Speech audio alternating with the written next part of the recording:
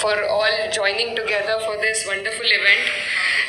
जो concept note है उसको जब मैंने पढ़ा and I thought what can the answer to this question be, what is the future of Muslims in India, मैंने बहुत सोचा और जहन में दो जवाब आए कि हमें जहाँ काम करने की ज़रूरत है, एक एक्सटर्नल हमारी जो रिप्रेजेंटेशन हो रही है मीडिया के माध्यम से, एक उस पर और एक इंटरनली हम लोगों को अपने अंदर भी झांकने की ज़रूरत है और जो कमियां हमें महसूस होती हैं उनमें अगर सबसे पहले हम पहल करें उन्हें सुधारने की, एक कौम इकट्ठा होकर सर जोड़कर जब बात करें और जो भी अपनी खामियां हैं उनको एक्सेप्ट करके आपस में हम फैसला करें कि क्या हम बेहतर कर सकते हैं, तो हमें जो बाहर से लोग कोशिश करते हैं ट्रिपल तलाक जैसी चीज़ों को लाकर ये हमें बताने की कि वो हमारे सेवियर्स हैं, इन सब चीज़ों से हम बच पाएंगे।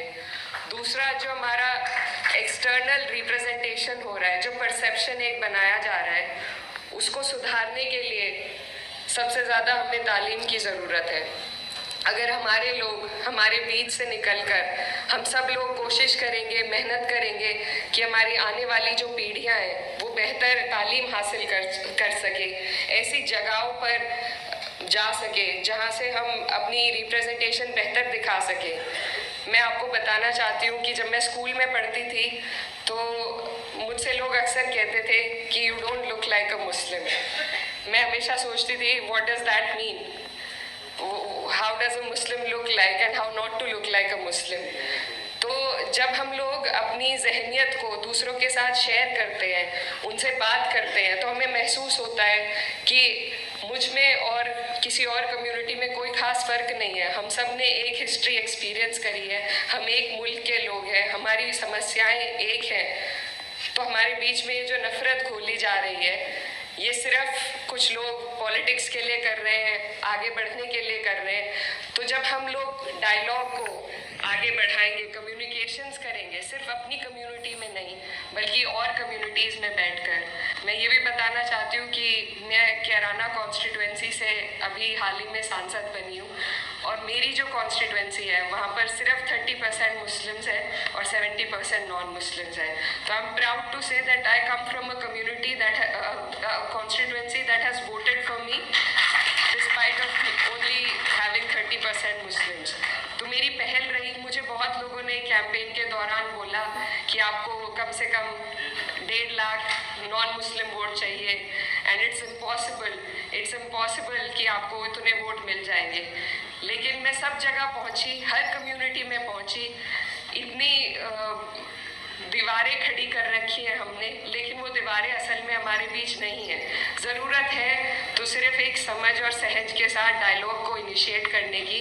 एंड आई थिंक मीडिया में और जो लोग कुछ जहर घोलने का काम कर रहे हैं, उनकी कोशिश है हमें एक्सक्लूड करने की, सोसाइटी से, तरक्की से, आगे बढ़ने से एक्सक्लूड किया जा रहा है मुस्लिम्स को।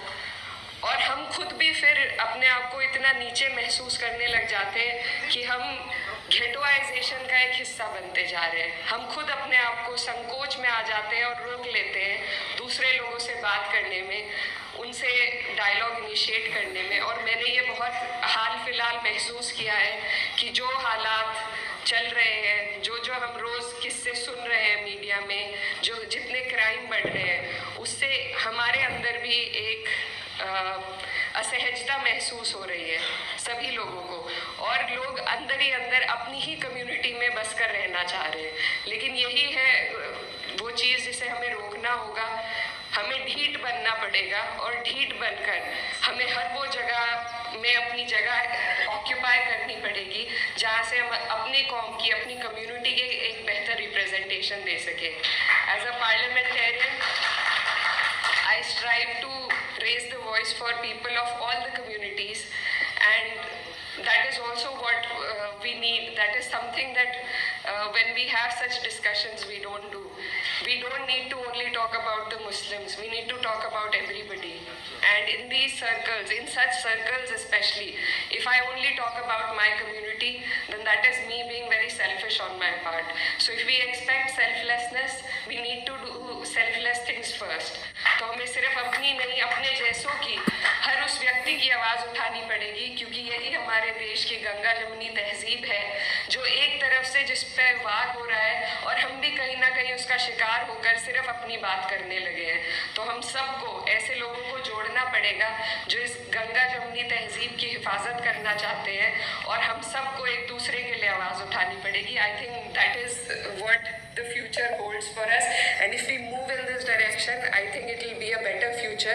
So, and we have people amongst ourselves here जो हर जात, बिरादरी और धर्म की जो बाउंड्रीज है उनको लांग कर यहाँ पर मौजूद है। और ऐसा हमने कई चीज़ों में देखा है। जब CAA NRC की प्रोटेस्ट हुई थी, तो I think more than Muslims, there were other communities who had come forward to support us. So we need to stand for each other. We need to look within ourselves and do better for our community, and then to stand for other communities. I think only then can we provide a better future, not just for Muslims, but for everybody in the country. Thank you so much.